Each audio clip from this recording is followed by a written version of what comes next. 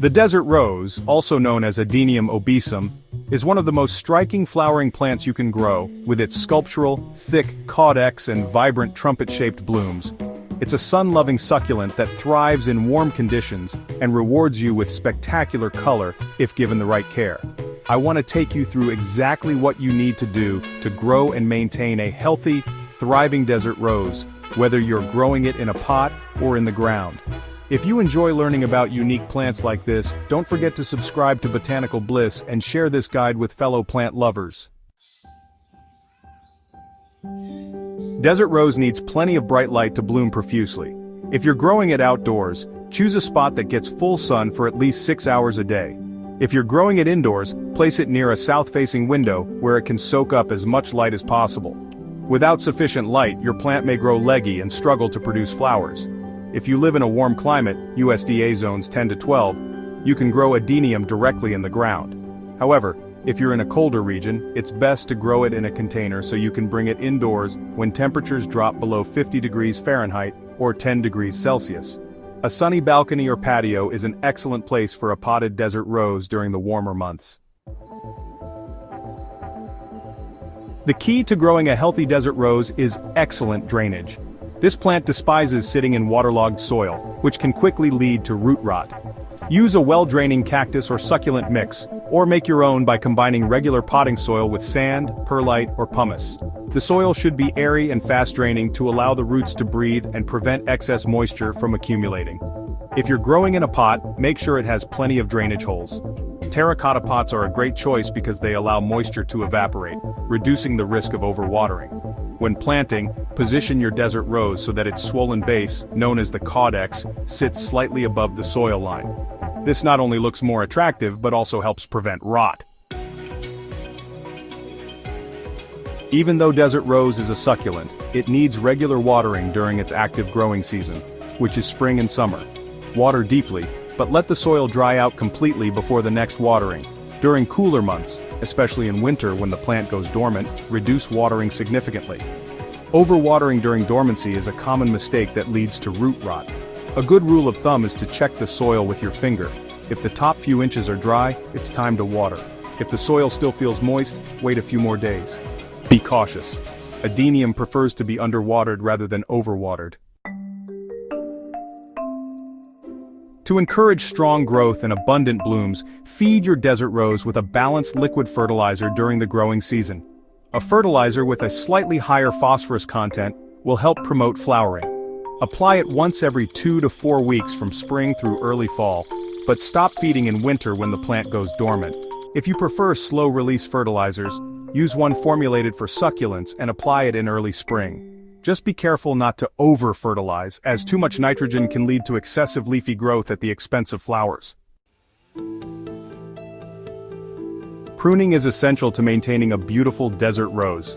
Regularly removing dead or leggy branches encourages bushier growth and enhances the plant's natural bonsai-like shape. The best time to prune is in early spring, just before new growth starts. You can also shape your plant by selectively trimming branches to create a more compact or artistic look. Don't be afraid to cut back aggressively. Adenium responds well to pruning and will reward you with vigorous new growth. Always use sharp, clean pruning shears to make precise cuts and minimize stress on the plant. If your desert rose is in a pot, repotting every 2 to 3 years will help keep it healthy. When repotting, gently remove excess soil from the roots and check for any signs of rot. If you notice soft or blackened roots, trim them off with sterile scissors. This is also a great time to expose more of the caudex by removing some of the soil around the base. A well-exposed caudex adds to the plant's visual appeal, giving it a more dramatic, sculptural look. Desert rose is relatively resistant to pests, but it can occasionally attract spider mites, aphids, or mealybugs. If you notice tiny webs, sticky residue, or white cottony spots on the plant, take action immediately. A gentle spray of water or an application of neem oil can help keep these pests under control. Root rot is the most common disease affecting Adenium, and it's almost always caused by overwatering. If your plant's base starts turning soft and mushy, you may need to cut away the affected areas and let the plant dry out before replanting it in fresh soil. One of the biggest joys of growing desert rose is its spectacular flowers, which range from deep pink to red-white and even multicolored varieties. To maximize blooming, ensure your plant gets plenty of sunlight, feed it with phosphorus-rich fertilizer, and avoid excessive nitrogen. Stress can also trigger flowering. Many growers deliberately reduce watering slightly in early spring to encourage bud formation. However, be careful not to stress the plant too much, as this can weaken it overall. As temperatures drop, your desert rose will naturally slow down its growth and enter a dormancy period. If you live in a cooler climate, bring your plant indoors before nighttime temperatures dip below 50 degrees Fahrenheit or 10 degrees Celsius. Place it in a bright, warm spot and cut back on watering significantly. Watering once a month or even less may be sufficient. If your plant loses its leaves in winter, don't panic. This is normal and new growth will emerge in the spring. Keep an eye on the caudex. If it starts to shrivel slightly, give the plant a light watering, but otherwise let it rest.